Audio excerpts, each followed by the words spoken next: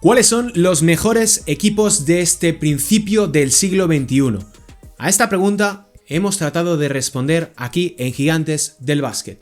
Mi nombre es Sergio Rabinal y hoy os traigo un vídeo largo de narices. ¿Por qué? Porque vamos a repasar los mejores conjuntos de la NBA en lo que va de siglo XXI, desde el año 2001 hasta este 2025 que está a puntito de terminar.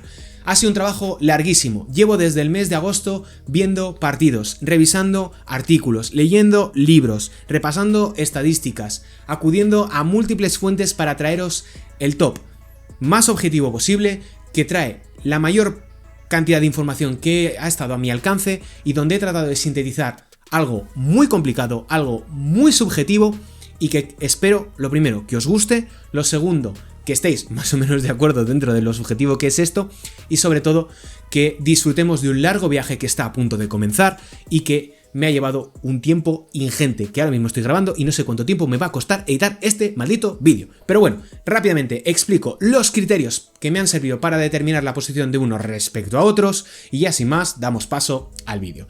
Puntualizaciones, antes de arrancar, esto es un ranking, cada uno tiene su visión y sus propios criterios. El mío te puede gustar o no te puede gustar. Te puede parecer que es una maravilla o que no estés en absoluto de acuerdo. Me valen cualquier cosa porque yo no tengo la verdad absoluta al respecto de esta cuestión. No es un ranking definitivo, pero quería también hacer esta pequeña puntualización. Hay muchos datos, hay mucha revisión de partidos y muy poca nostalgia. Me he intentado llevar lo menos posible por la nostalgia. Eso explica que haya equipos que estén más altos de lo que muchos recuerdan y otros más bajos de lo que a otros les gustaría, simplemente por un intento de ser lo más objetivo posible.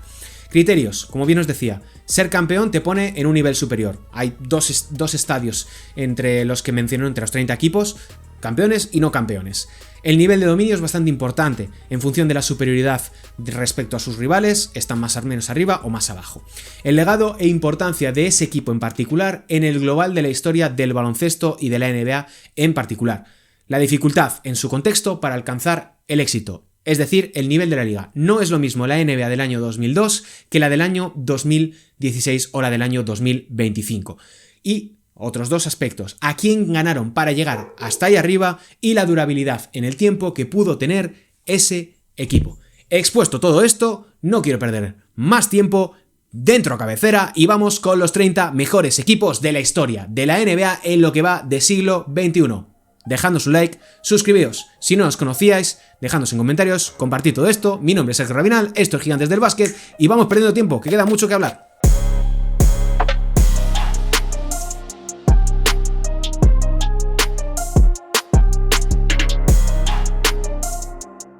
Empezamos con las menciones de honor, equipos que han sido importantes en este siglo XXI pero que no han conseguido pasar el corte. Unos equipos que me gustaría destacar aquí como un breve apunte dentro de este largo vídeo de análisis de los 30 mejores equipos de lo que va de siglo XXI. Y abrimos las menciones de honor con los Pacers de 2012 a 2014 y los New Jersey Nets de 2002 y 2003 que llegaron a 2 finales consecutivas, los Utah Jazz de 2007 por esa capacidad competitiva que les llevaría hasta las semifinales de conferencia. Posteriormente, los Indiana Pacers del año 2004, un conjunto que lo hizo realmente bien y quién sabe de lo que habrían sido capaces si no se hubiese liado aquella con Ron Artest en el Palace de Auburn Hills. Cleveland Cavaliers 2008-2010, la primera etapa de LeBron James en la franquicia de Ohio, que si le sumamos el equipo de 2007, pues tenemos a un conjunto sumamente competitivo en esa conferencia este y que llegó a estar muy cerca de pelear por el campeonato. Chicago Bulls 2011-2012, un equipo que hasta la lesión de Derrick Rose era uno de los que mejor pinta tenía en ese lado de la conferencia este. A añadir Los Ángeles Clippers entre los años 2014 y 2016 por su capacidad competitiva durante la fase regular, algo menos en postemporada, y finalmente los Miami Heat entre los años 2020 y 2023 consiguiendo 2 finales y además estando siempre presentes en las finales de conferencia, con la excepción de aquel año 2021. Pasamos a los equipos que se quedan sin representación dentro de este top 30 histórico. Sin más dilación vamos con la lista. Los New York Knicks, que han sido terribles durante todo este siglo XXI, a excepción de estos últimos años y algún pequeño conato con Carmelo Anthony, los Charlotte Hornets y los Charlotte Bobcats, que al fin y al cabo son la misma franquicia, los New Orleans Pelicans y su antecesor, los New Orleans Hornets, los Washington Wizards, los Portland Trail Blazers, que llegaron a unas finales de conferencia en el año 2019, pero que yo creo que no pasan el corte, los Minnesota Timberwolves, que estamos viendo su mejor momento ahora mismo. Y habría que añadir incluso como alguna mención de honor al conjunto de 2004 por aquella temporada brutal de Kevin Garnett, y por último los Memphis Grizzlies, que han sido un equipo realmente peleón pero que no consigue pasar el corte. Y ahora sí, vamos directamente con el top 30 de los mejores equipos de la historia de la NBA en este siglo XXI. Número 30, Philadelphia 76ers 2001. ¿Por qué entran finalistas en ese curso? Balance 56 victorias y 26 derrotas, resumen de las finales 1-4 en contra ante los Lakers y mejor jugador Allen Iverson. Abrimos el top con un equipo de leyenda como son los Sixers de The Answer. Un conjunto que conquistó los principales trofeos aquel año: MVP para Iverson, defensor del año para Mutombo, sexto hombre para Aaron McKay y entrenador del curso Larry Brown. Un equipo con mucha mística fruto de la figura de Allen Iverson, alguien que alcanzó su pico en esta temporada demostrando que la altura no era un hándicap sino su principal fortaleza. Los traspasos y la conexión Iverson-Brown sirvió para que en la segunda mitad de curso los Sixers fuesen imparables. Llegaron a playoffs como líderes de conferencia y tuvieron un complicadísimo camino hasta el anillo. Los Pacers finalistas del año anterior en primera ronda, los mejores Raptors hasta la fecha, a los que vencieron en 7 partidos, y los Bucks de Ray Allen, que también les llevaron a 7 encuentros. La suerte estuvo de su lado en ambos casos. El tiro de Vince Carter y la implosión de Milwaukee les llevaría a sus primeras finales de la NBA desde 1983. ¿Quién les iba a decir a Philly que aquellas serían las últimas hasta la fecha? Por un momento, Iverson hizo soñar a Filadelfia con un anillo. El crossover y suspensión sobre Ty Lue en uno de los mejores Game 1 de las finales de este siglo pasaron a la historia. Sin embargo, lo que vino después fue la constatación del rival que tenían enfrente. 4 victorias seguidas para los Lakers y punto y final. La fragilidad de Iverson y su actitud hizo imposible que aquel conjunto siguiera siendo competitivo y nunca más pasarían de semis de conferencia.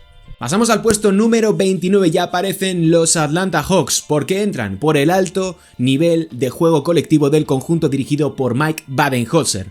Un balance de 60 victorias y 22 derrotas en esa temporada 2014-2015 y cuyo mejor jugador fue Al Horford.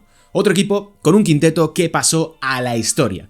De hecho, el primero en toda la historia de la NBA en recibir el galardón al jugador del mes. Un premio obtenido por Al Horford, por Paul Millsap, por Kyle Korver, por DeMar Carroll y por Jeff Teague, que simbolizaba el desempeño de todo un equipo. Y es que Mike Budenholzer construiría un sistema ofensivo basado en el ritmo, en el espacio y en el aprovechamiento de los tiradores para firmar una de sus mejores temporadas regulares de su historia reciente. Budenholzer aplicó todo lo aprendido como asistente principal de Greg Popovich para inaugurar una nueva era dentro del baloncesto. Un estilo que marcó el camino a seguir en la liga y que se daría de bruces contra un LeBron James en un estado magnífico de gracia. 0-4 en finales de conferencia en aquel 2015 y promediando apenas un 23% de acierto en triples durante toda la serie, tras ganar a los Wizards y a los Nets, ambos en 6 encuentros. Su presencia en este ranking responde a su propuesta ofensiva, su explosión como equipo y la influencia que estos tendrían en los años venideros con la búsqueda de un pivot móvil, un 3&D y un tirador exterior de volumen. Estos Hawks no volverían a alcanzar el nivel mostrado durante el año 2015 y Budenholzer pondría rumbo a los Bucks, donde finalmente y tras mucho trabajo se proclamaría campeón de la NBA. Puesto número 28, los Dallas Mavericks de la temporada 2024. ¿Por qué entran? Por ser finalistas en aquel curso. Un balance de 50 victorias y 32 derrotas y un resumen en las finales de 4-1 en contra a manos de los Boston Celtics, cuyo mejor jugador, como no podía ser de otra manera, fue Luka Doncic. Los Mavs de 2024 entran en este ranking y ocupan esta posición más por su rendimiento en postemporada que por lo visto durante la fase regular. Un equipo que venía de no pisar los playoffs el año anterior con un ridículo intento de tanquear para preservar su elección dentro de lotería, y esto además, por otro lado, les permitió conseguir armar un roster mucho más equilibrado para maximizar a Luka Doncic. Para maximizar al mencionado Luka, el por entonces bien valorado Nico Harrison le rodeó de Kyrie Irving, eligió a Derek Lively como su pívot titular, firmó a Derrick Jones Jr. y a Dante Exum en el mercado de agentes libres, y en el deadline se deshizo de P.J. Washington con P.J. Washington y con Daniel Gafford.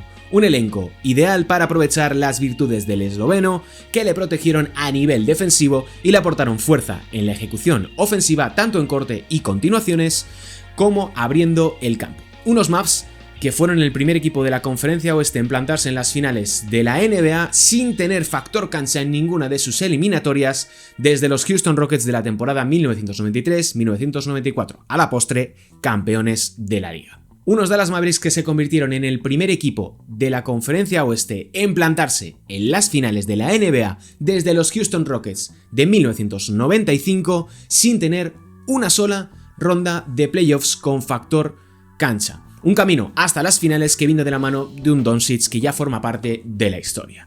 33,9 puntos, 9,2 rebotes y 9,8 asistencias de promedio en fase regular que no le sirvieron para proclamarse MVP, mientras que en playoff se quedó en 28,9 tantos, 9,5 capturas y 8,1 pases de canasta. Todo ello dejando estampas para el recuerdo, y si no, que se lo digan al bueno de Rudy Gobert. Los Mavericks llegaron ahogados a aquellas finales, todo lo contrario unos descansados Boston Celtics, que lo evidenciaron con un 3-0 de salida en aquellas finales. Una victoria para salvar el honor en el cuarto partido y acabar cayendo en el quinto sin ninguna opción de réplica. 230 días después, Luka Doncic fue traspasado de los Dallas Mavericks contra todo pronóstico. Pasamos al número 27, Phoenix Suns, temporadas 2021 y 2022. ¿Por qué entran? Fueron finalistas en el año 2021, cayendo ante Milwaukee Bucks, y líderes de la NBA en el año 2022. Balance de 51-21 en una temporada corta, reducida a 72 partidos, y 64-18. Resumen, cayeron 4-2 contra Milwaukee Bucks en las finales y su mejor jugador fue Devin Booker. Otro equipo reciente que entra en el ranking, y no será la última vez que hablemos evidentemente de los Phoenix Suns en este top 30 histórico de lo que va de siglo XXI. La franquicia de Arizona pasó de un 46% de victorias a un 70% en apenas unos meses. ¿Qué cambió? La llegada de Chris Paul terminó de rematar un proyecto que había dejado muy buenas sensaciones en 2020 con Ricky Rubio y lo llevó al siguiente nivel. Esto, sumado a la evolución del núcleo joven, conformado por Devin Booker, Cam Johnson, Michael Bridges o DeAndre Ayton, hizo de Phoenix uno de los mejores equipos de su momento. 2 temporadas seguidas con un 70,8 y un 78% de victorias son el mejor resumen de uno de los equipos más dominantes en fase regular del último lustro. Su cima vendría en los playoffs de 2021, donde consiguieron proclamarse campeones de la Conferencia Oeste, venciendo a los Lakers, vigentes campeones, barrieron a los Nuggets y superaron a los Clippers para acceder a las finales de la liga. Allí, ante los Bucks de Giannis, llegaron a ponerse 2-0, pero cuando llegó el Game 3, el equipo soltó el pie del acelerador y el griego les pasó, literalmente, por encima para llevarse el anillo. Al año siguiente serían apeados por los Dallas Mavericks en playoffs en uno de los Game 7 más infames que se recuerdan en los últimos años. Más allá del desenlace que tuvieron estos Suns, la razón por la que entran en este ranking y están por encima de otros reside en su altísimo nivel de juego colectivo.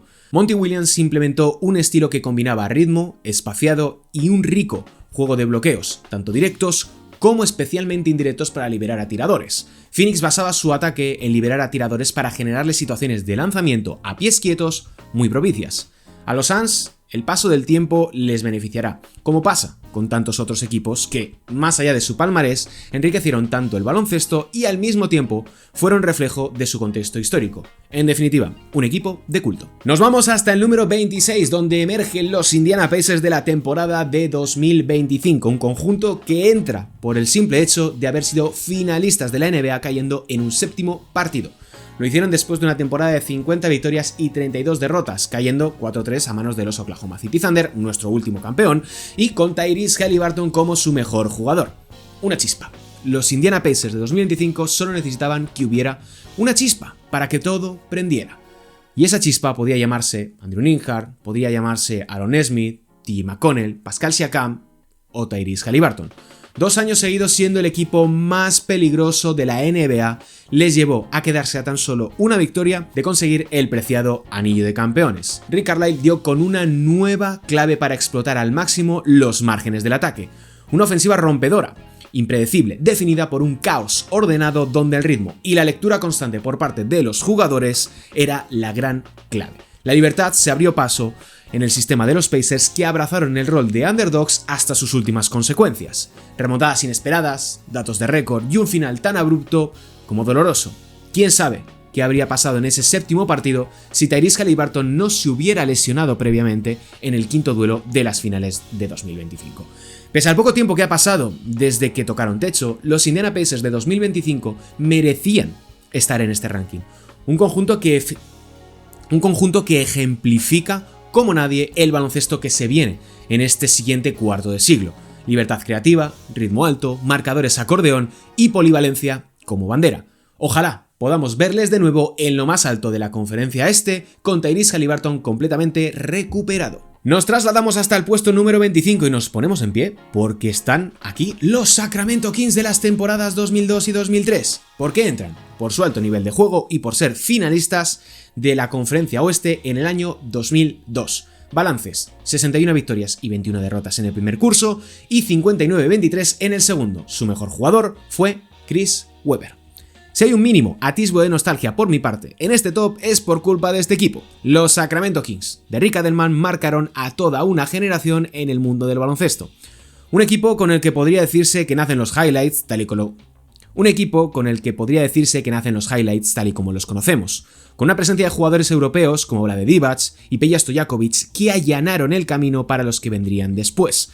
Y en definitiva, unos Kings que jugaban un baloncesto distinto, en plena era de las trincheras. Rick Adelman apostó por una particular versión de la Princeton Offense que dependía enormemente del pase, de los bloqueos indirectos y del uso de postes altos para generar opciones para anotar. Es aquí donde aparecen los nombres de Chris Webber y Vlade Divac, que ganaban peso como los principales pilares del esqueleto ofensivo del conjunto californiano. Su entrada y posición en este top responde a su aportación al juego y al enriquecimiento que ofrecieron al baloncesto, pero también al hecho de que fueron el equipo que más cerca estuvo de eliminar a Los Ángeles Lakers en su carrera hacia el three-peat. Conspiraciones aparte, estos Kings dejaron huella y eso ya es más que suficiente para mí. Puesto número 24, los Orlando Magic, temporadas 2009 y 2010. ¿Por qué entran? Por ser finalistas en ese curso en la temporada 2008-2009, un balance de 59 victorias y 23 derrotas, y otro idéntico también en ese segundo año en el curso 2009-2010.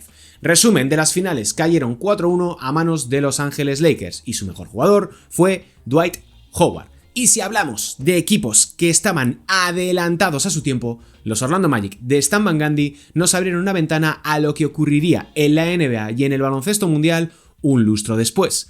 Los de Florida entendieron por dónde pasaba la evolución del juego. Inspirados en el ejemplo de los Phoenix Suns de Mike D'Antoni, Orlando organizó su ataque alrededor de un pivot móvil, con una gran presencia en el poste bajo y en el bloqueo directo como era Dwight Howard. Y para maximizarlo, le rodearon de tiradores de gran calibre como Rashard Lewis, Hedo Turkoglu, Jameer Nelson, Michael Pietrus o J.J. Redick, entre muchos otros. La consigna era clara: sobre la cancha siempre debía haber al menos 3 jugadores capaces de abrirse y tirar desde lejos.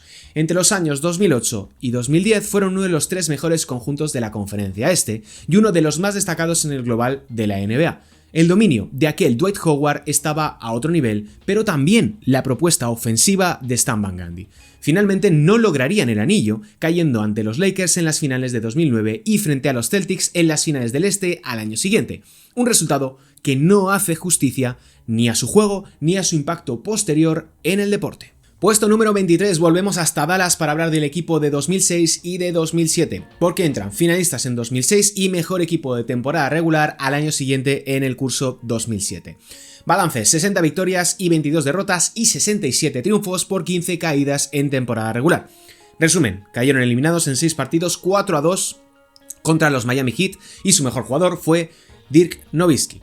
Y si hay un equipo relativamente olvidado por no haber conseguido un anillo entre todos los que vamos a mencionar aquí, los Dallas Mavericks de Avery Johnson ocupan una posición preponderante respecto al resto. A solo una victoria de dejar prácticamente encarrilado el campeonato en las finales de 2006 y sorprendidos a las primeras de cambio en playoffs al año siguiente por el octavo clasificado, como eran los Golden State Warriors de Don Nelson, el equipo del We Believe, pues este equipo se quedó a las puertas de hacer historia. Don Nelson se cobró su venganza contra Mark Cuban aquel año, haciendo explotar aquellos Mavs que venían de ser el mejor conjunto en fase regular, con Dirk Nowitzki como el primer MVP europeo de la historia y que tenían todo de cara para campeonar. Avery Johnson realizó una gran labor al frente de Dallas. Pese a ser un entrenador de corte defensivo, enfocó todo desde la perspectiva del ataque, liberando a Nowitzki y confiando tanto en Jason Terry como en Josh Howard, además de tener a Jerry Stackhouse y a Devin Harris saliendo desde el banquillo. Un Wade inspirado y una fiesta desde el tiro libre evitó que los Mavericks levantasen su primer anillo tras poner el 2-0 en las finales.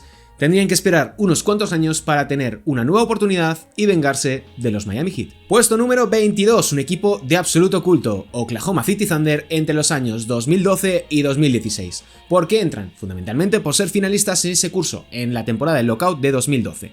Balance, aquí van varias seguidas: 47-19, 60-22, 59-23 y 55-27. Excluimos el año 2015 por la lesión de Kevin Durant, donde no entraron en playoffs. Resumen, cayeron 5 partidos contra el conjunto de Florida y su mejor jugador fue Kevin Durant. La cuestión temporal con este equipo es realmente complicada, como ya os podéis imaginar, y es que podría incluirse desde el año 2011 hasta 2016 o bien restringirlo en el periodo 2012-2014. Oklahoma City supuso el primer ejemplo de construcción de equipo moderna, una plantilla erigida desde el draft que seleccionaría a 3 futuros MVPs en 3 años consecutivos: Kevin Durant, Russell Westbrook y James Harden, y que pese a tener a estos 3 monstruos no lograría jamás conseguir el objetivo del campeonato, evidentemente con esta construcción. Se quedarían en 2 ocasiones muy cerca. Primero en 2012 con el trío al completo, cayendo eliminados en las finales a manos de los Miami Heat de LeBron James. Y después en 2016, ya sin James Harden, cuando después de ponerse 3-1 arriba contra los Golden State Warriors de las 73 victorias, estos consiguieron darles la vuelta. La posición de los Thunder, así como su relevancia en el tiempo, reside en su valor como proyecto, un equipo creado a partir del draft, de sus propias elecciones, que acertó una y otra vez en la construcción de la plantilla, donde Sam Presti tuvo no solo fortuna, sino también bastante ojo. Durant, Harden y Westbrook no alcanzarían sus picos individuales de manera conjunta, pero sí que lo harían alejados de Oklahoma City. Dejaron una huella imborrable en toda la década de 2010 con un equipo que marcó a toda una generación. Puesto número 21, Phoenix Suns, temporadas entre 2005 y 2007. Un equipo que entra aquí porque cambian el juego, cambian por completo el baloncesto y el curso de los acontecimientos en la NBA. Balances 62-20, 54-28 y 61-21, con Steve Nash como su gran valedor y su mejor jugador sobre la cancha. El gran responsable del actual momento de explosión ofensiva que atraviesa la NBA tuvo su inicio, tuvo su paciente cero en los Phoenix Suns de Mike D'Antoni. Aquel conjunto, dirigido por ese genio de los banquillos, cambió el baloncesto y lo sacó del oscuro agujero en el que se encontraba a nivel ofensivo y en términos de juego. Con Steve Nash como punta de lanza, estos Suns revolucionaron la liga entre 2005 y 2007 con un estilo único. D'Antoni no solo dio vía libre a Nash para crear con balón en una era de dominio del poste bajo y del 1 contra 1, sino que lo hizo a través del bloqueo directo y la transición. Los Suns evolucionaron la idea del jugar llegando y desplegaron un spacing ofensivo muy particular. Uno que maximizaba las dimensiones del campo, utilizaba las esquinas y daba una gran importancia al tiro exterior. ¿Por qué no? Antes no se jugaba ocupando las esquinas en la mayor parte de las ocasiones, sino que podíamos ver un spacing completamente distinto al actual. Gracias al efecto de los Suns, después vendrían casos como los Magic de Stan Van Gundy que hemos mencionado anteriormente, los Heat de la primera etapa de Erik Spoelstra, los Spurs de 2014 y sobre todo, la dinastía Warriors. La influencia de Phoenix en el juego tardó en reconocerse, vista en su momento con recelo por sus coetáneos y las vacas sagradas de la NBA. No obstante, el tiempo ha acabado por colocarles en la posición que siempre merecieron, incluso a pesar de que no lograsen el objetivo final del anillo, ni siquiera pisar las finales de la NBA. Ver jugar a los Suns desde el presente puede no resultar muy innovador, pero su relevancia reside en ser unos adelantados a su tiempo, con un 5 móvil capaz de marcar las diferencias desde el bloqueo directo, 4 con capacidad de abrir el campo y atacar desde fuera, así como un elenco de tiradores de primer nivel. Esta estructura de equipo y de filosofía marcaría la NBA en los siguientes 10 años. Puesto número 20, Houston Rockets 2018. ¿Por qué entran? Son el único equipo en la era de Kevin Durant de los Golden State Warriors capaces de forzarles un Game 7 al conjunto californiano. Balance: 65 victorias por 17 derrotas, mejor registro de la NBA en aquella temporada, y su mejor jugador fue James Harden. Este será el último equipo en este top que se mencione y no ganase el anillo de campeón. Estos, en mi opinión, son el mejor equipo de lo que va de siglo que no consiguieron colocarse el anillo de campeones de la NBA. En cierta medida, los Rockets son los mejores entre los mortales. Mortales porque el tiempo acabará olvidándoles y borrándoles de los libros de historia. A ellos y a todos a los que no consiguieron alcanzar la última cima. Precisamente por esto ocupan esta posición, la cual ganará más sentido conforme avance el propio ranking. Daryl Morey, Mike D'Antoni y James Harden. Esta fue la santísima trinidad de la revolución ofensiva. Porque si hubo una explosión a partir de 2015, que fue luz, color y felicidad, hubo otra expresión, una de laboratorio y hoja de Excel. Esta fue representada por los Houston Rockets, un equipo creado única y exclusivamente para batir a los Golden State Warriors, y que era la respuesta a la aplicación de las estadísticas avanzadas. Los Rockets de D'Antoni ejemplificaron como nadie el nuevo paradigma del espaciado ofensivo, el cual renunciaba a la media distancia, focalizaba su ataque en una o dos figuras a lo sumo, relegaba el resto de las funciones ejecutoras y concentraba sus esfuerzos anotadores en pintura, tiro libre y desde más allá del arco. Houston fue la expresión práctica de una teoría que decía que la base de la eficiencia es su contexto. Me he querido quedar con el equipo de 2018 y no incluir a los de 2017, 2019 o 2020 porque su pico está a la altura de otros conjuntos que acabaron siendo campeones o pisando las finales de la NBA. Los Rockets fueron el único conjunto capaz de llevar a 7 partidos a los Warriors de Curry, Durant y Klay Thompson. Una cima de la que se despeñaron, la verdad, es que a lo grande, porque colapsaron a mitad del Game 7 de las finales de conferencia tras llegar a ir 15 puntos arriba y encadenando, que lo tengo aquí apuntado, 27 triples consecutivos errados. El modelo de los Rockets fue al mismo tiempo su propia cárcel. Un equipo que pasó a la historia por su evolución en la interpretación del bloqueo directo, del perfeccionamiento del switching defensivo, el uso de los 3&D y por la mejor versión de carrera de James Harden. Una máquina ofensiva sin rival que alcanzó su cenit en 2018, consiguiendo su único MVP y consagrándose como uno de los jugadores más determinantes de este siglo XXI, y hay que decirlo en voz alta. James Harden es uno de los mejores jugadores de este siglo XXI y uno de los más destacados de toda la historia. Le pique a quien le pique. Puesto número 19, Milwaukee Bucks 2021. ¿Por qué entran? Por ser campeones tras remontar un 0-2 en contra en las finales. Balance: 46 victorias, 26 derrotas, una temporada cortita por la crisis sanitaria. Resumen de las finales: 4-2 a los Phoenix Suns y su mejor jugador, Giannis Antetokounmpo. Entramos ya en todos aquellos equipos que consiguieron proclamarse campeones, lo cual ya coloca en una posición predominante respecto al resto de los anteriores mencionados. Los primeros en aparecer aquí son los Milwaukee Bucks, como decíamos, de 2021. Una temporada que fue realmente complicada para todos los equipos. Yo la recuerdo y fue horrible de cubrir y horrible de trabajar. El efecto de la crisis sanitaria y una off-season desigual para cada uno de los equipos generó una campaña donde ninguna franquicia estaba en igualdad de condiciones para competir por el campeonato. En ese sentido, los Bucks consiguieron superar todas las dificultades para alcanzar 50 años después su segundo campeonato en la NBA. Lo harían con un camino relativamente sencillo, y digo relativamente sencillo porque ahora vamos con ello.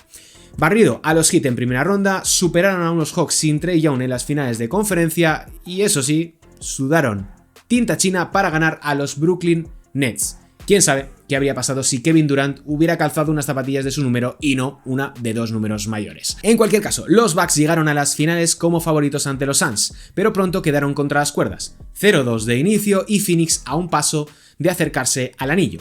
Todo ello con Giannis sufriendo una lesión de rodilla, lo cual no le impidió firmar 4 partidos seguidos de absoluta locura, con acciones imborrables. 41, 26, 32 y 50 puntos para sellar el anillo de los Bucks. Puesto número 18, Miami Heat, año 2006. ¿Por qué entran? Por ser su primer anillo y una remontada también 0-2 en las finales.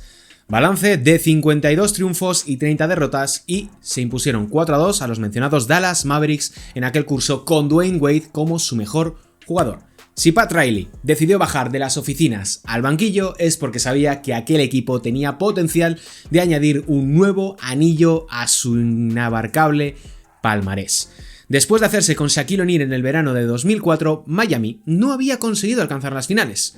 Los 2 años de Stan Van Gundy se resumieron en caídas en segunda ronda y finales de conferencia, y tras un inicio de 11-10, Pat Riley le cortó la cabeza. Previamente, Riley había realizado algunas operaciones interesantes, como cambiar a Russell Butler y Eddie Jones por James Posey, Andon Walker y Jason Williams, además de firmar a Gary Payton como agente libre. Este experimento de veteranos en busca de una última oportunidad tardaría en funcionar, pero sería suficiente para aprovecharse del declive de la conferencia este. Durante aquel curso, Shaq sufrió múltiples problemas de rodilla, pero Antoine Walker, Udonis Haslem, Gary Payton y sobre todo, un joven Dwayne Wade impulsaron a Miami a la segunda posición de la conferencia. Los Heat tuvieron un duro camino al anillo, midiéndose a los Bulls, a los Nets de Vince Carter y Jason Kidd y a los Pistons que venían de ser finalistas. Todo parecía de cara, pero en el otro lado les esperaban los Dallas Mavericks de Dirk Nowitzki, que ganaron los 2 primeros partidos de las finales. En una mezcla de gran nivel de juego de Dwayne Wade, todo se ha dicho, y un poco de apoyo por parte de los colegiados, para todos aquellos que recuerden aquellas finales, los Heat ganarían los 4 partidos siguientes para alzarse como campeones. Digo lo del tiro libre no por una teoría de la conspiración, pues el diferencial en las finales fue de más 52 para Miami, el cuarto más alto en la historia de las series por el título. El mérito de este equipo residió en el paso adelante que dio Dwayne Wade, que con apenas 24 años lideró al equipo con 34 puntos de media para alcanzar el que sería el primero de sus 3 campeonatos. Puesto número 17, Detroit Pistons, temporadas 2004 y 2005. ¿Por qué entran? Campeones del año 2004 y finalistas al curso siguiente. Balance 54 victorias, 28 derrotas y balance igual en el segundo curso. Resumen de las finales: 4-1 a favor contra los Lakers y 4-3 en contra frente a los San Antonio Spurs. Su mejor jugador fue Chauncey Billups. Y se pueden contar con los dedos de una mano las veces en las que un equipo se ha alzado con el campeonato de la NBA de manera inesperada. La igualdad o la cercanía entre ambos contendientes suele ser más o menos la norma general, salvo excepciones debidas a lesiones o como el caso que vimos en el año 2019. Pero rara es la ocasión en la que el conjunto que parte como underdog es capaz de darle la vuelta contra todo pronóstico y convertirse así en campeón de la mejor liga de baloncesto del mundo. Las finales de 2004 son quizás el mejor ejemplo de esto, pues un elenco de 4 Hall of Famers compuesto por Shaquille O'Neal, Gary Payton, Kobe Bryant y Karl Malone sucumbió por 4-1 frente a un grupo con tan solo un All-Star por aquel entonces y cuyo estilo de juego les haría infranqueables, como fueron estos Detroit Pistons. Con Chauncey Billups a los mandos, el sistema de juego se movía lento y las contadas oportunidades de canasta se aprovechaban al máximo. Junto a él, un elenco de protectores del aro con Ben Wallace a la cabeza y secundado por Rasheed Wallace, que limitaría a la mínima expresión a todos aquellos Lakers no apellidados O'Neal y dinamitaría las pocas esperanzas de supervivencia que quedaban en aquel proyecto. Su camino al anillo fue extenuante. De la sencillez de los Bucks en la primera ronda pasaron a los 7 partidos ante los Nets subcampeones el previo curso, y de ahí a los Pacers en finales de conferencia en una serie memorable. Detroit se alzaría con el campeonato 14 años después, acabando definitivamente con la dinastía de Los Ángeles Lakers y repitiendo instancia al año siguiente, cayendo en ese 7º encuentro ante los San Antonio Spurs. Los Pistons seguirían siendo un equipo relevante en la conferencia este hasta el año 2008, donde fueron eliminados por los Boston Celtics. Puesto número 16, Dallas Mavericks 2011. ¿Por qué entran? Por ser el segundo equipo más viejo en ganar un anillo. Balance de 57 victorias y 25 derrotas. Resumen de las finales: 4 triunfos a 2 contra Miami Heat y su mejor jugador fue Dirk Nowitzki. La venganza es un plato que se sirve frío y buena cuenta de ello pueden dar los Dallas Mavericks de esta temporada y sobre todo Dirk Nowitzki. Después de todo lo ocurrido tras la derrota de 2006 y el fracaso de 2007, fueron muchos los que dudaron del alemán. Durante algunos años el tiempo pareció darles la razón a los críticos, pero un golpe del destino lo cambió todo. Desde los despachos hicieron una apuesta en firme por una última bala. Traspasaron para conseguir a Tyson Chandler, firmaron a Peja Stojakovic cuando parecía que se retiraba y conformaron un equipo que sumaba a Shawn Marion, Deshaun Stevenson, Jason Terry, Jason Kidd y el gigante alemán. Y un tal J.J. Barea que me han dicho que fue bastante importante en aquellas finales de 2011 contra LeBron James. Aquellos Mavs fueron la ópera magna de Rick Carlisle que expuso las vergüenzas del Big Three de los Heat, exponiendo la peor versión que se recuerda de LeBron James a base de defensas zonales y de usar como nadie las rotaciones. Nowitzki rozó la perfección en su cima como jugador ante los Heat, dejándonos de paso una de las celebraciones más cargadas de emotividad que ponen los pelos de punta cada vez que se recuerdan y cada vez que uno acude a aquellas imágenes. Y si queréis saber más sobre el tema, os recomiendo un libro de Quique García, Dirk Nowitzki, Constancia y Superación. Llegamos a los 15 últimos equipos y arrancamos con Los Ángeles Lakers del año 2020. ¿Por qué entran? Por ser campeones en unas condiciones complicadísimas. Pasan del 45 al 73% de triunfos. Sí, he dicho que lo fueron en unas condiciones complicadísimas, porque la burbuja del año 2020 no tiene en absoluto nada de un anillo que fuese de menor valor que cualquiera de los que hemos mencionado anteriormente. Balance de 52 triunfos y 19 derrotas, resumen de las finales: 4 triunfos a 2 contra los Miami Heat y mejor jugador LeBron James. Para muchos un anillo de muy poco valor y para otros todo lo contrario. La realidad es que para todos aquellos que vivieron la burbuja y compitieron en ella reconocen que nunca tuvieron unas condiciones competitivas más complicadas. Alejados de su familia, inmersos en una dinámica extenuante y con un nivel de baloncesto altísimo, todo ello mientras el mundo se desmoronaba en una crisis sanitaria sin precedentes en la historia de la humanidad. Y en este contexto los Lakers fueron los que se llevaron el premio último en una situación en absoluto sencilla. Durante el tiempo que hubo una temporada clásica, los Lakers fueron el mejor equipo de la Conferencia Oeste y el segundo en récord en la NBA. Un conjunto sólido, fundamentalmente en defensa, con mucho potencial en ataque y que estaba en un buen momento. El traslado a Disney, en el contexto de la pandemia y el largo periodo de inactividad, afectó a muchos conjuntos, como Bucks, Rockets o Clippers. No obstante, los Lakers se plantaron en Disney sin Avery Bradley, que era en ese momento su base titular. Fue ahí donde emergieron los veteranos, nombres como Rajon Rondo, como Dwight Howard, como Javale McGee, dejaron sus últimos grandes momentos de baloncesto en aquellos playoffs para elevar a los angelinos a su último anillo hasta la fecha. LeBron y Davis se unieron para una carrera al título donde ambos promediaron 27 puntos por noche, tumbando a los Blazers de Damian Lillard en primera ronda, unos Rockets de laboratorio, los irreverentes Nuggets y culminando todo ante los Heat de Jimmy Butler. Es innegable el valor de un campeonato como este. Lo ganasen los Lakers o si hubiese caído del lado de Miami Heat, Celtics o Denver Nuggets. En la situación de mayor igualdad de condiciones de la historia de la NBA, los angelinos prevalecieron frente al resto con un nivel de baloncesto más alto de lo que muchos quieren reconocer y con la defensa como su gran pilar. Puesto número 14, Toronto Raptors 2019. ¿Por qué entran? Por ser el único equipo no estadounidense en ganar la NBA y acabar, de paso, con los Golden State Warriors de Kevin Durant. 58 victorias y 24 derrotas fue su balance y un resumen de 4-2 al conjunto californiano, con Kawhi Leonard como su mejor jugador.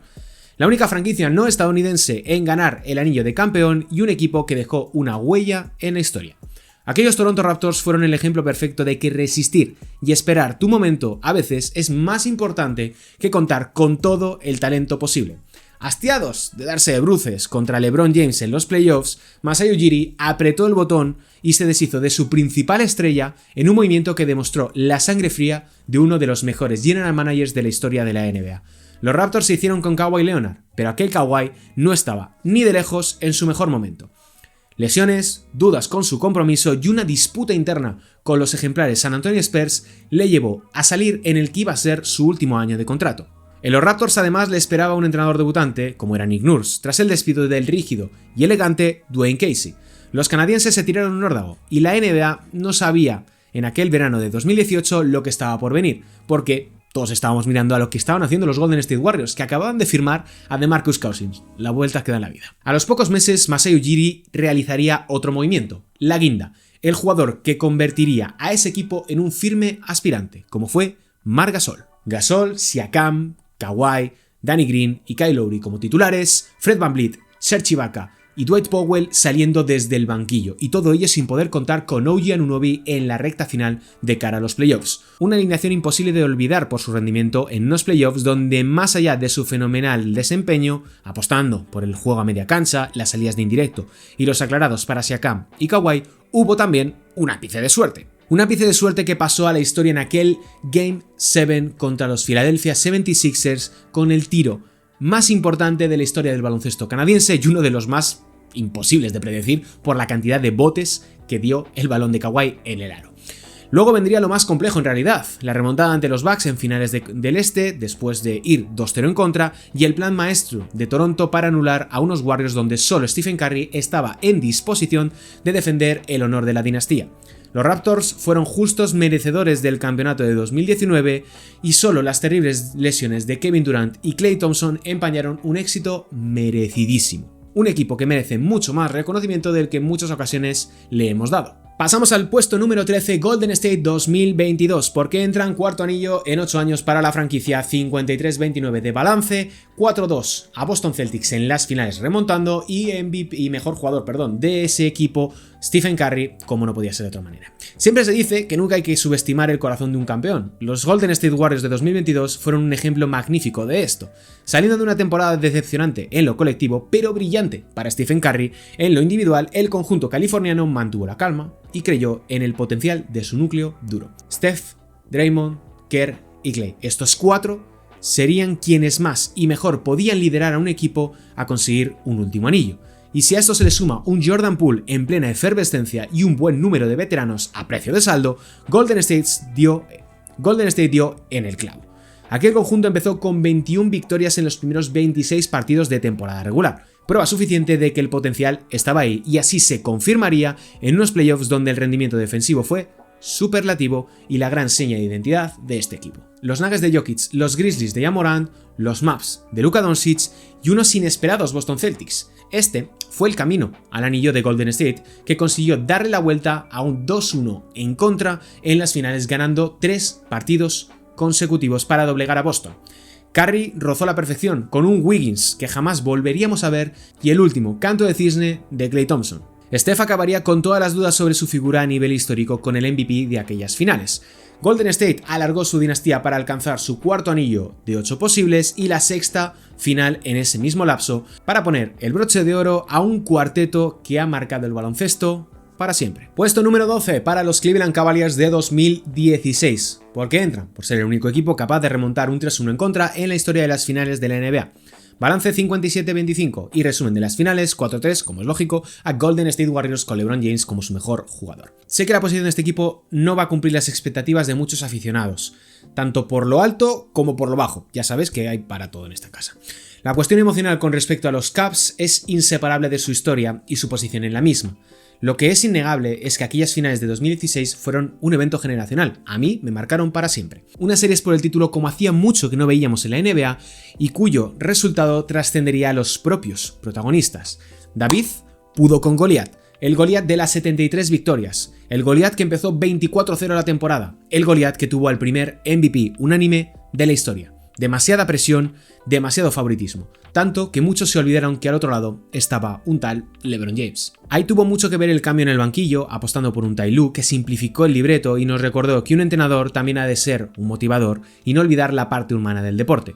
Por el brillante ejemplo de los Warriors se tiende a olvidar lo bien que jugaba Cleveland, un conjunto que construyó su ataque alrededor del triple y por la fluidez en el juego ofensivo, que les serviría para ser un muy buen conjunto en términos generales.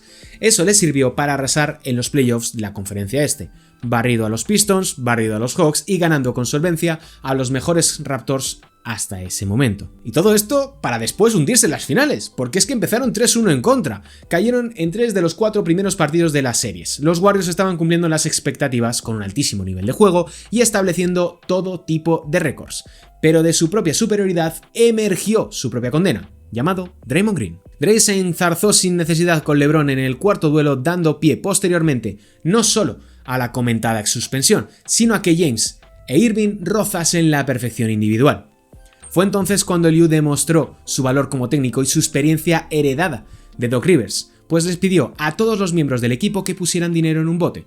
Si ganaban el siguiente choque en casa, regresarían a Oracle Arena para el séptimo encuentro y ahí recuperarían la inversión. Un gesto con el objetivo de motivar al grupo que los llevaría a un séptimo partido que ya forma parte de la historia de la NBA, del baloncesto y del deporte. Un partido con una secuencia contada por Mike Breen, grabada a fuego en la memoria de quienes lo vivieron. Block by James, block by James. El tapón de LeBron, el triple de Kyrie Irving y sobre todo la olvidada defensa de Kevin Love en la última posesión contra Stephen Curry.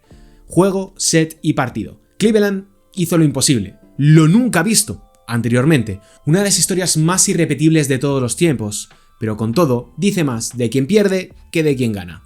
Puesto número 11, los Denver Nuggets de 2023, porque entran por ser campeones de dicha temporada con tan solo un All-Star y un balance de 16 victorias y apenas 4 derrotas en los playoffs. Récord durante esa campaña regular 53-29, vencieron 4-1 en las finales de la NBA a Miami Heat y Nikola Jokic fue su mejor jugador. Durante mucho tiempo mirábamos a los Denver Nuggets con cierto recelo, yo el primero.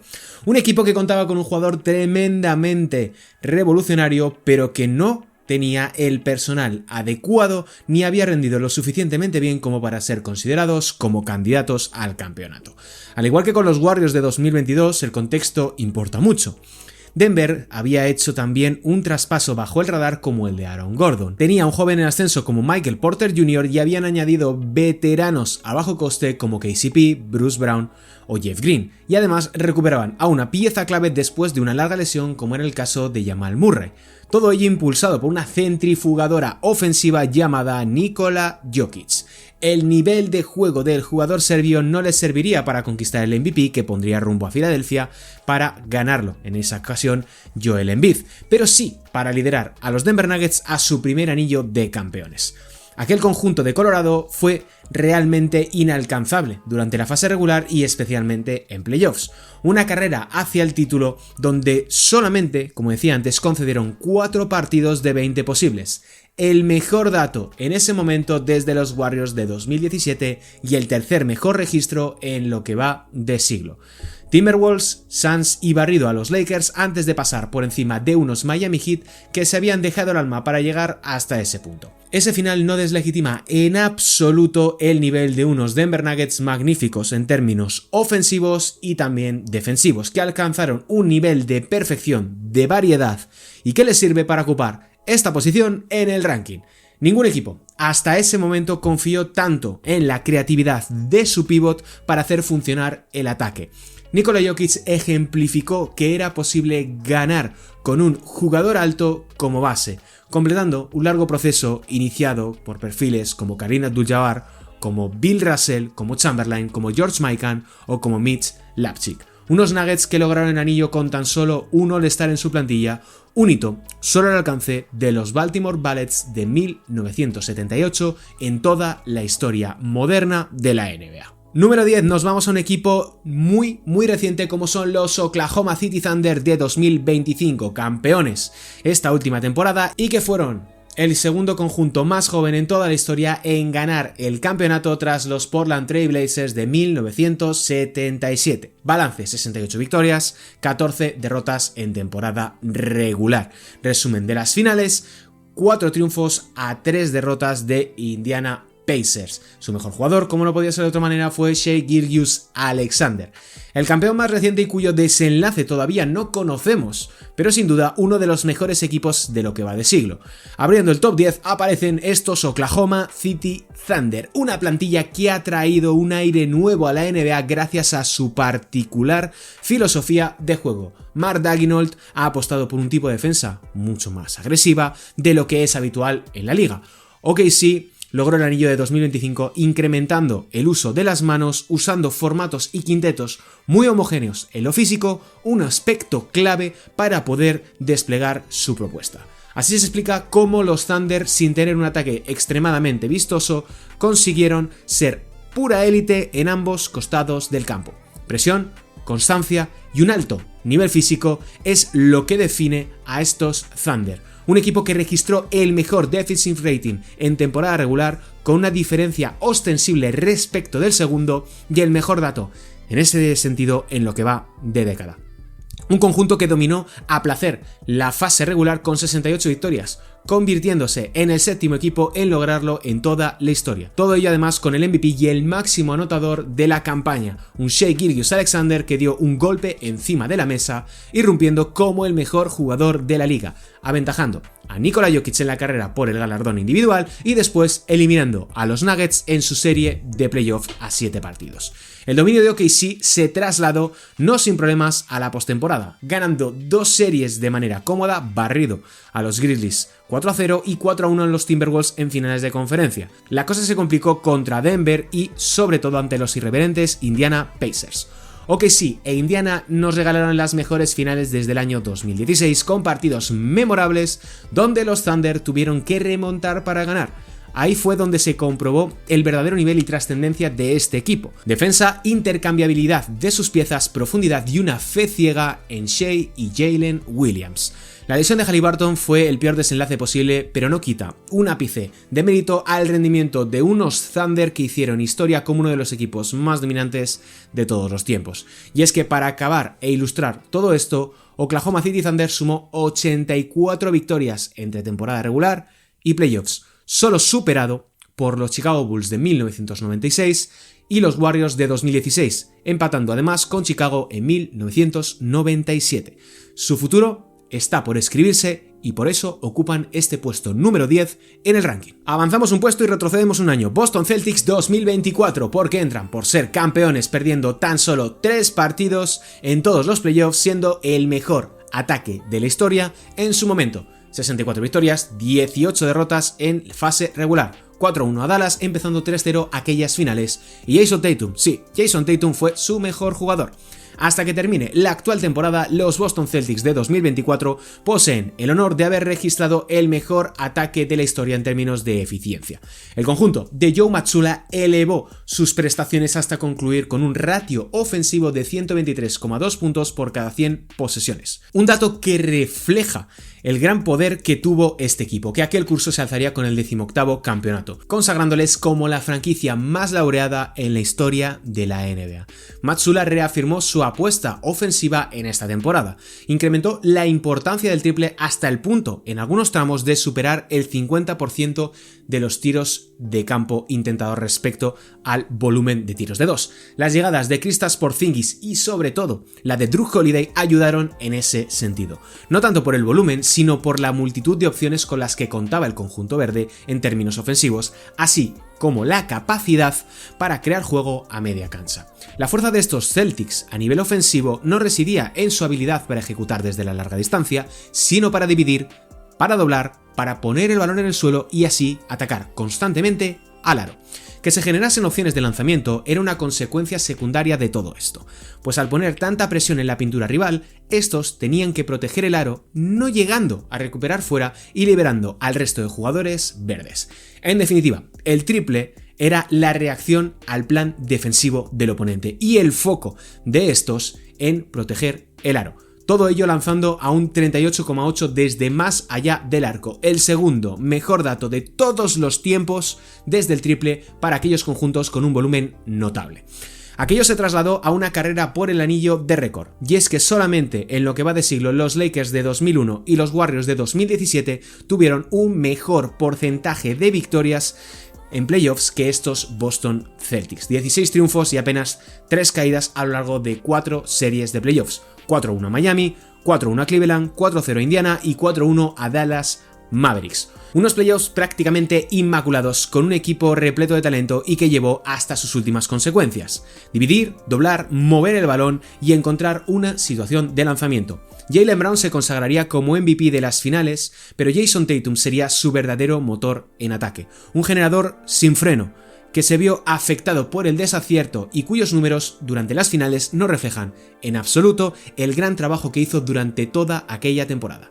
Un año después, aquel proyecto quedó completamente desmantelado por las lesiones y el efecto del nuevo convenio colectivo. Puesto número 8, San Antonio Spurs 2003, 2005, 2007. ¿Por qué entran? Por haber conseguido 3 campeonatos en 5 años. En 5 años. Balance de 60 victorias y 22 derrotas, 59-23 y 58-24 en el último curso de 2007. Resumen de las finales: 4-2 a los Nets, en una conferencia muy flojita, 4-3 a los Pistons, del cual ya hemos hablado anteriormente, 4-0 a los Cleveland Cavaliers de LeBron James, y su mejor jugador fue Tim Duncan. 3 anillos de 5 posibles para un equipo que marcó el segundo lustro del siglo con un estilo de juego que no era bonito, que no era fluido, pero que servía para ganar. Porque si hay que destacar algo de estos primeros San Antonio Spurs, no fue su apuesta por el movimiento del balón y jugadores, sino el estancamiento a media cancha y el uso del poste bajo. Y es que el gran valor de Popovich como entrenador residió en su capacidad de evolucionar, de cambiar su estilo de juego y adaptarse a las nuevas tendencias del baloncesto. La clave del sistema ofensivo de Popovich durante todos estos años se fundamentó en la búsqueda de la ventaja a través del juego interior. No obstante, gracias a la presencia de jugadores como Manu Ginobili y Tony Parker, el bloqueo directo se fue abriendo paso para dar cada vez más importancia a los manejadores. Aspecto que sería clave tanto en los anillos de 2005 como especialmente en el de 2007. Los Spurs de los 3 anillos fueron una de las 3 mejores defensas mientras su ataque iba ascendiendo progresivamente. Todo ello en una NBA de un nivel más bien limitado, con una ofensiva anémica a nivel colectivo donde se buscaba más destruir que construir desde un punto de vista ofensivo y defensivo. San Antonio supo moverse como nadie, aprovechándose además del bajo nivel de la conferencia este, siendo los Pistons el único equipo que fue capaz de plantarles mínimamente cara. Un conjunto que en esa primera mitad de siglo marcó un estilo, y sobre todo una manera de hacer las cosas. En San Antonio apostaron por los jugadores internacionales para construir su plantilla, y eso les impulsó a lo más alto. Tony Parker, MVP de las finales en el año 2007, Manu Ginobili, crucial en la consecución del título de 2005 y que podríamos tener una conversación sobre verdaderamente si mereció ser incluso el MVP de aquellas finales. A mencionar además Fabrizio Berto, Rason Sterovic, Beno Udrich y muchos otros jugadores. Un conjunto legendario donde Tim Duncan fue la representación de la excelencia continuada. Un genio sobre la cancha que nunca alzó la voz, eternamente infravalorado y que hizo historia en un sistema que se nutría fundamentalmente a través de él. San Antonio es una de las franquicias más representativas de lo que va de siglo XXI y un equipo que, por partida triple, hizo historia gracias a una cultura que sobrevivió a plantillas, a jugadores, a estrellas y sí, también a su entrenador. Puesto número 7, Miami Heat 2013-2012. ¿Por qué entran? Por ser el penúltimo doble campeón de manera consecutiva, además de encadenar 4 finales consecutivas. Balance de 46-20 por el lockout, 66-16 al siguiente curso y resumen de las finales: 4-1 y 4-3 a San Antonio Spurs, siendo LeBron James evidentemente su mejor jugador. The Decision es uno de los momentos más cruciales de la historia de la NBA en lo que va de siglo. Ese instante en el que LeBron informó a toda la nación de dónde iba a llevar sus talentos cambió la manera en la que los equipos iban a tratar a sus estrellas y tuvo un efecto gigantesco en la agencia libre. Y por supuesto, creó un super equipo, apostando por la idea de Big Three con Dwayne Wade, con LeBron James y con Chris Bosh, que fallaría en su primer intento de proclamarse campeones, pero que alcanzaría las finales en los 4 años que tuvo de recorrido con 2 anillos consecutivos. Eso último es la principal razón por la que están en esta posición por encima de los San Antonio Spurs, y es que estos Heat fueron el penúltimo equipo hasta la fecha en poder conquistar 2 títulos seguidos en lo que ya puede considerarse una dinastía moderna por los cambios que se han producido en la NBA. Mavs, Thunder y Spurs fueron sus rivales en la pelea por ganar. Sus 2 derrotas se explican, primero, por un colapso de LeBron James ante la defensa de Dallas Mavericks y el envejecimiento de piezas clave un año después frente a San Antonio. Cuando se habla de los Heat de LeBron, se tiende a olvidar un aspecto fundamental como es la posición de Erik Spoelstra en todo esto. El joven técnico de Miami tuvo la compleja tarea de hacerse respetar en un vestuario repleto de alfas y grandes veteranos. El Spoelstra lo hizo demostrando que era el alumno más aventajado de Pat Riley y que el baloncesto estaba cambiando. El técnico de los Miami Heat entendió mejor que nadie el papel que debían desempeñar en ese mismo momento los interiores, con el paso de Chris Bosh de la posición de ala pivot a la de pivot y moviendo a LeBron James del puesto de 3 al puesto de 4, donde, en mi opinión, hemos visto al mejor LeBron James de toda su trayectoria. Figuras como Mario Chalmers, Ray Allen, Rashard Lewis, James Jones y sobre todo Shane Battier elevaron el nivel ofensivo de unos Miami Heat que fueron el mejor ataque y tuvieron el mejor true shooting de la NBA en 2013 y fueron top 6 en ambas métricas en 2012. Acudir a aquellos Miami Heat desde el presente permite comprobar lo adelantados que estaban a su tiempo, aventurando el estilo que se establecería en el lustro siguiente en la liga y en el baloncesto actual. Un matiz tremendamente olvidado, el cual tiende a observarse única y exclusivamente a través del prisma de LeBron James y del Big Three, ya sea por sus partidarios o bien por sus detractores. Un conjunto que venció a los Thunder en pleno ascenso y ganó por primera vez a los San Antonio Spurs de Greg Popovich en unas finales y que por el camino acabó con el Big Three de los Boston Celtics. Además, nos dejó momentos épicos frente a los Indiana Pacers y vimos el pico de carrera de LeBron James. Poco más que añadir al respecto de este gran conjunto. Pasamos al puesto número 6 y tenemos aquí ya palabras mayores. Boston Celtics 2008. ¿Por qué entran? Por ser campeones tras armar un Big Three y pasar de 24 a 66 victorias. Ese balance lo consiguieron con tan solo 16 derrotas, ganaron en las finales 4-2 a Los Ángeles Lakers y su mejor jugador fue Kevin Garnett. Uno de los criterios para determinar la posición de un equipo respecto a otro es el pico de rendimiento en su contexto, es decir, cómo de bueno fue un conjunto y su capacidad para trascender el juego en un breve periodo de tiempo. Esto puede darse desde el ataque, desde la vanguardia, o bien, evidentemente, desde la defensa, porque estos Boston Celtics fueron una potencia defensiva. Este último punto es lo que impulsa a estos Boston Celtics de la temporada 2007-2008, los cuales pasaron de 24 a 66 victorias de un curso a otro. ¿Cómo lo hicieron? Muy fácil. Añadieron a una bestia defensiva como Kevin Garnett, a un anotador de calibre All-NBA y Hall of Fame como Ray Allen, algo que les convirtió en la mejor defensa en términos de eficiencia, en términos de la estadística avanzada, con una amplia diferencia respecto del segundo posicionado. Algo que le valió a Big Ticket para llevarse el premio al mejor defensor de la temporada y entrar, como es lógico, en el mejor quinteto.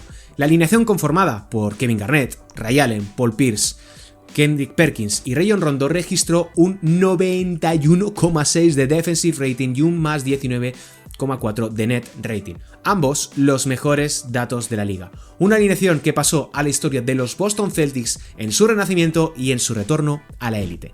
El cómo este equipo fue formado puede abrir un interesante debate sobre la figura de Kevin McHale en los Minnesota Timberwolves y de si Sam Presti consiguió el máximo valor posible por Ray Allen, pero lo que está claro es que Danny Ainge supo muy bien cómo jugar sus cartas para conformar una plantilla de leyenda y que marcó una época. Doc Rivers alcanzó su único campeonato como entrenador en estos Boston Celtics, ganándose el respeto de sus homólogos por la gran gestión grupal que hizo, poniendo a todos en la misma página y sacando el máximo de jugadores que nunca volverían a rendir igual.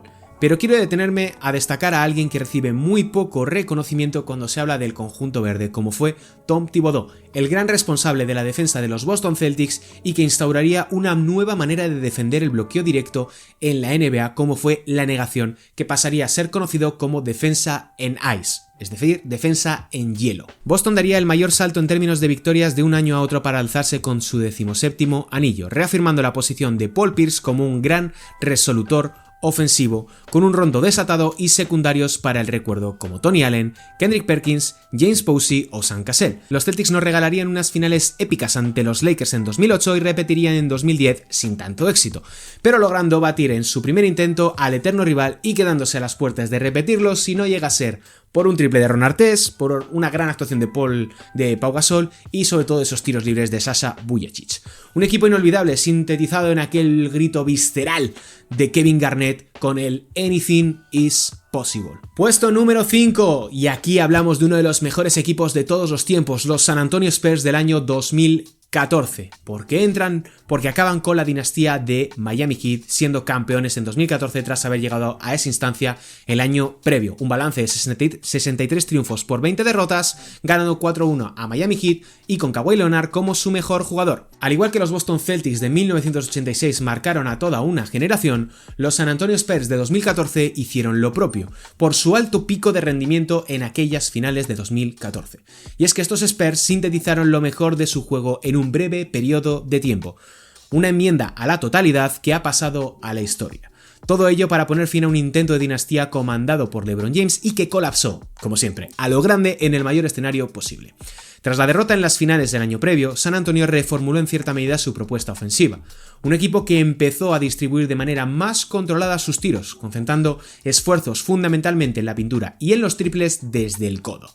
Una consecuencia de un sistema de juego basado en la doble inversión de balón, en la búsqueda constante de una ventaja a través del movimiento sin balón. Los Spurs de 2014 y por extensión de 2015, 2016 y 2017 focalizaron su ataque en los sistemas de flex. Esto consiste en secuencias donde quien pone un bloqueo indirecto recibe posteriormente uno. Un sistema cooperativo que descansa en un profundo sentimiento de colectividad, donde no importa tanto el quién finaliza, sino que la calidad de esa jugada sea la más alta posible. Por eso se generaban tantas situaciones de extra pass. Para llevar a cabo con éxito un sistema de flex como el de San Antonio es preciso contar con grandes bloqueadores, pero sobre todo con fenomenales pasadores. Y los Spurs tuvieron a los mejores en ese sentido. Dios tenga en su gloria al bueno de Boris Dio. El nivel de pases, la velocidad y la precisión de estos alcanzó su punto álgido en el momento adecuado, la tormenta perfecta. No obstante, no tuvieron un camino sencillo al campeonato. Necesitaron 7 partidos para vencer al octavo clasificado de aquel año que fueron los Dallas Mavericks, 5 para vencer a los Portland Trail Blazers en semifinales y 6 para doblegar a los Oklahoma City Thunder de Kevin Durant y Russell Westbrook. En esta serie cabe recordar el gran nivel desde el triple de Danny Green y el aporte desde el banquillo de Manu Ginobili como revulsivo ofensivo. Ya en las finales los de Popovich alcanzaron su mejor versión, una que ha quedado grabada en la memoria de quienes lo vivieron, que se han encargado de recordar a las generaciones posteriores del alto nivel de juego casi perfecto de aquellos San Antonio Spurs. San Antonio Spurs 2014, un equipo inolvidable. Puesto número 4, palabras mayores, Los Ángeles Lakers 2009-2010. ¿Por qué entran? Por ser campeones 2 años seguidos. 65 victorias y 57 triunfos en el segundo curso. Resumen de las finales: 4-1 a Orlando Magic y 4-3 a los Boston Celtics, con Kobe Bryant como su mejor jugador. 3 finales consecutivas y 2 anillos seguidos. Ese es el balance de unos Lakers que volvieron a lo más alto y lo hicieron con una dupla inolvidable: Kobe Bryant y Pau Gasol. Kobe Bryant como alfa y Pau Gasol como su eterno escudero. El conjunto angelino hizo una apuesta en firme por el proyecto que llevaban tiempo desarrollando y no les pudo salir mejor. Nada más adquirir a Pau, el diseño de Phil Jackson del triángulo ofensivo cobró más sentido que nunca. El triángulo ofensivo vivió su última etapa de éxitos con estos Lakers, que caerían en 2008 a manos de los Boston Celtics para después imponerse cómodamente a Orlando Magic en 5 encuentros y a los verdes nuevamente en 2010 en un Game 7 para el recuerdo, pero para lo malo que fue, porque nadie se acuerda de lo malo que fue ese partido para el campeonato. No obstante, la fuerza de este equipo residió en su defensa, un conjunto que fue top 6 en los 2 años que logró el anillo con Trevor Ariza, Ron Artest, Derek Fisher, Kobe y Lamar Odom como grandes referentes. Los de oro y púrpura lograrían trasladar ese rendimiento de fase regular a playoffs, demostrando un nivel altísimo que, junto a la polivalencia ofensiva y a la gran cantidad de recursos a media cancha con los que contaban, serían imparables. El cenit de aquel equipo y lo que les elevaría a los altares de la historia ocurriría en el mencionado Game 7 de las finales de 2010. Memorable por el resultado, que no por el nivel de juego, pues aquel Game 7 fue lo que se conoce como un bocata de cemento. 162 puntos entre los dos equipos y un acierto combinado del 36% de acierto en tiros de campo. Válgame Dios para los que lo vieran en directo. Un choque ganado gracias al impacto de Pau Gasol bajo los aros, donde Kobe estuvo negado de cara al aro con un 3 de 17 en tiros de campo. Un séptimo resuelto con un triple de Ron Artest y sentenciado desde el tiro libre por Sasha Vujacic, que solamente salió para esos tiros libres, los conectó y llevó a Los Ángeles Lakers a la gloria. Necesitarían 10 años y un largo trayecto por el desierto para volver a coronarse como campeones de la NBA. Pero aquella escena de Kobe Bryant elevando los brazos mientras caía el confeti queda grabada en la memoria de todos aquellos que lo vivieron. Puesto número 3, y estoy nervioso porque entramos ya en la parte final y hay que hablar aquí de los Golden State Warriors de 2015 y sí, también de los de 2016. ¿Por qué entran? Por el anillo de 2015 y tener el mejor récord en una temporada de la historia de la NBA con esas 73 victorias. En su primer curso conseguirían 67 por apenas 15 triunfos, 4-2 a los Cleveland Cavaliers en su primera incursión y 4-3 adverso en las finales de 2016, de las cuales ya hemos hablado, con Stephen Curry como su mejor jugador. Los Warriors son el equipo más revolucionario de todo este siglo XXI. El conjunto que lo cambió todo, que impuso una nueva manera de entender el baloncesto y que ha dejado una huella imborrable como uno de los equipos que mejor y más bonito han jugado a este deporte. Sí, en este ranking incluyo a un equipo que perdió las finales y sí está dentro del top 3 histórico de este siglo XXI, pero sería injusto no considerar a los Warriors de 2016 como uno de los mejores conjuntos de toda la historia por un puñado de detalles y por una serie de desdichas, que siempre me ha gustado mucho decir esto y nunca tengo la oportunidad.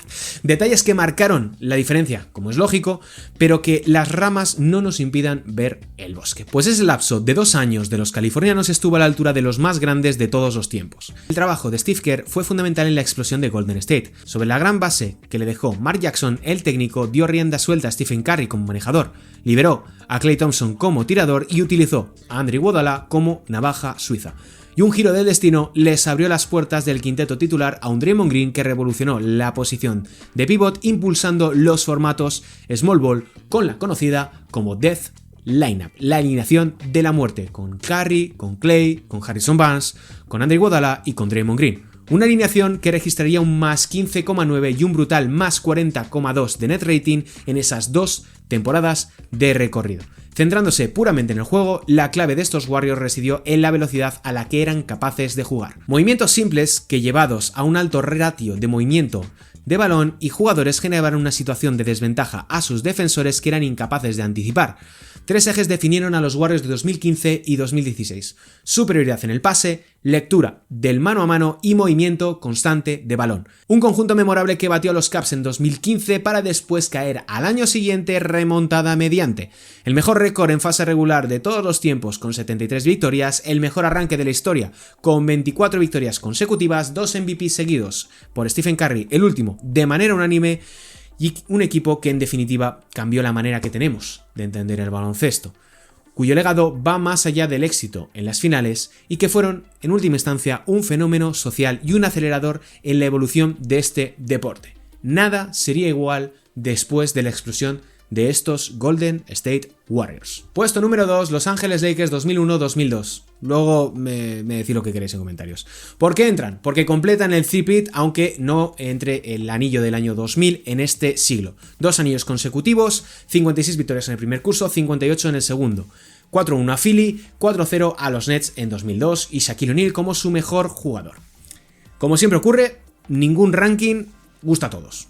Aquí me valdría que pusierais a los Warriors que me quedan por mencionar en el puesto número 2, a los Lakers en el 1, me da absolutamente igual, lo he intentado hacer de la manera más objetiva posible y ha salido de esta manera. Por eso mismo, al llegar a este punto, me gustaría decir que ha sido muy complicado ordenar los 2 últimos puestos. Y repito, cualquiera de estos 2 equipos podría ocupar la primera y la segunda posición de manera indistinta, pero hay que hacer un ranking, no puedo ser tan equidistante en este tipo de situaciones. De tal modo que entenderé a quien quiera ponerlo en el 1 a uno y en el 2 al otro, así que ponedlo en comentarios lo que más os guste y lo que menos os guste, porque yo no tengo la verdad absoluta.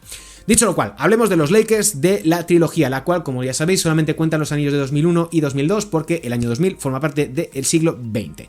Aquellos Lakers fueron una trituradora de rivales, la cual se aprovechó, todo se ha dicho en una conferencia muy flojita, pero eso no quita un ápice de valor al rendimiento de aquel conjunto, con el mejor jugador del mundo en sus filas y probablemente el perfil físico más dominante de toda la historia junto con Wilt Chamberlain. Los californianos fueron el patrón oro de aquella NBA de principios del siglo XXI. La llegada de Phil Jackson le dio la energía necesaria a una plantilla repleta de talento, pero que le faltaba colmillo en los momentos importantes. Con el inestimable apoyo de Tex Winter como asistente y gran hacedor del triángulo ofensivo, los Lakers tocaron techo en ambos costados del campo. Shaquille O'Neal reafirmaba su condición como mejor jugador del planeta.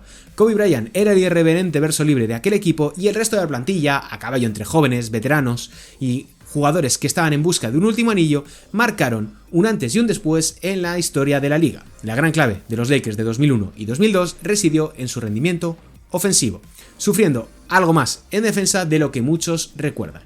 Y llegados a playoffs hubo 2 versiones, una imparable como la de 2001, con un brillante balance de 15 victorias y apenas una derrota, y otra más comedida, con un balance de 15 triunfos y 4 derrotas. Porque, recordad, hasta ese año 2002, que fue la última vez que lo vimos, la primera ronda era al mejor de 5 partidos y no al mejor de 7, lo cual ya también da un poquito más de empaque a aquellos equipos que fuesen capaces de vencer con las 4 rondas a 7 partidos. 3 de esas derrotas vendrían en la serie ante los Sacramento Kings, que ya hemos mencionado, siendo el equipo que más en aprietos pondría a los Ángeles Lakers de la trilogía junto con los Indiana Pacers del año 2000. Para muchos, aquellos Lakers significan nostalgia, un mero recuerdo, un primer contacto con la NBA o revivir viejas batallitas del equipo que marcó una época en la década de 1980. El paso del tiempo ha colocado a este conjunto en el lugar que siempre mereció ocupar. Un equipo que solo perdió 55 partidos de casi 200 posibles, 199 para ser exactos.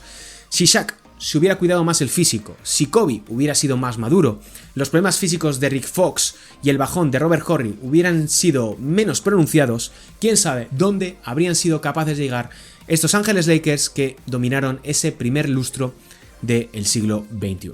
Un equipo para la historia, no cabe duda. Puesto número 1 y mejor equipo de este primer cuarto de historia del siglo XXI, Golden State Warriors 2017 y 2018. Porque entran campeones en esos ambos cursos, 2017 y 2018, últimos en ganar 2 años consecutivos la NBA. Balance de 67-15 y 58-24. 4-1 a los Cavs y 4-0 en las finales de la NBA, más añadido de perder las finales de 2019. Mejor jugador, Stephen Curry, aunque también entendería quien ponga aquí a Kevin Durant. Y aquí acaba este largo viaje. Acaba un viaje de 25 años y yo creo que más de una hora, porque no sé cuánto tiempo llevo grabando, de un cuarto de siglo que concluye con su cima, con los Golden State Warriors. La historia se define por pequeños momentos, por pequeños acontecimientos que desencadenan grandes sucesos. La victoria de los Cavs en las finales de 2016, las lesiones al inicio de la carrera de Stephen Curry que permiten que tenga un contrato a la baja, la agencia libre de Harrison Barnes o una subida del 34% del límite salarial para ese verano de 2016 fueron lo que propiciaron que Kevin Durant se convirtiese en el mayor villano de la historia de la NBA. Alguien que se fue con Goliath en lugar de apostar por el equipo de toda su vida. Visto como una traición por unos, una operación casi antideportiva a la vista de otros y una nueva oportunidad de ver al mejor equipo de todos los tiempos por otros, Kevin Durant inició un nuevo capítulo lejos de Oklahoma City Thunder para unirse al mayor dominador de su época. El mejor equipo del momento añadía a un arsenal atómico a una bomba de hidrógeno como era Kevin Durant. Stephen Curry, Klay Thompson, Kevin Durant, Draymond Green y Steve Kerr a los mandos. La conjunción más aterradora que la NBA había visto desde los Chicago Bulls de Michael Jordan. Una mezcla que ganó el 76% de sus partidos en fase regular y el 84% de ellos en playoffs en los 2 años que fueron campeones. No romperían el récord de los 73 triunfos de los Warriors establecido el curso previo, pero es que la verdad no hizo falta. Aquellos Warriors registraron el mejor ataque de toda la historia hasta su momento, transmitiendo a sus rivales una sensación de miedo y respeto a partes iguales mientras duró su dominio. El principal escollo que encontraron en su carrera al anillo fueron los mencionados Houston Rockets de Mike D'Antoni y James Harden, que les forzarían a 7 partidos en las finales de conferencia de 2018 para el recuerdo, y ya que hemos hablado anteriormente de ellos. Aquello les abrió el barrido en 4 partidos a los Cleveland Cavaliers en ese año 2018. Un dato para ilustrar por qué son el mejor equipo de este primer cuarto de siglo. Los Golden State Warriors firmarían 121,2 y 123 puntos por cada 100 posesiones en las finales.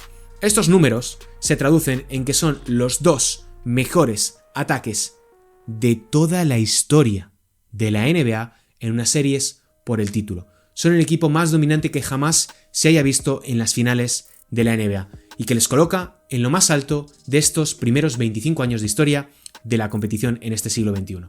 Pero todo imperio llega a su fin, como lo hace también este vídeo.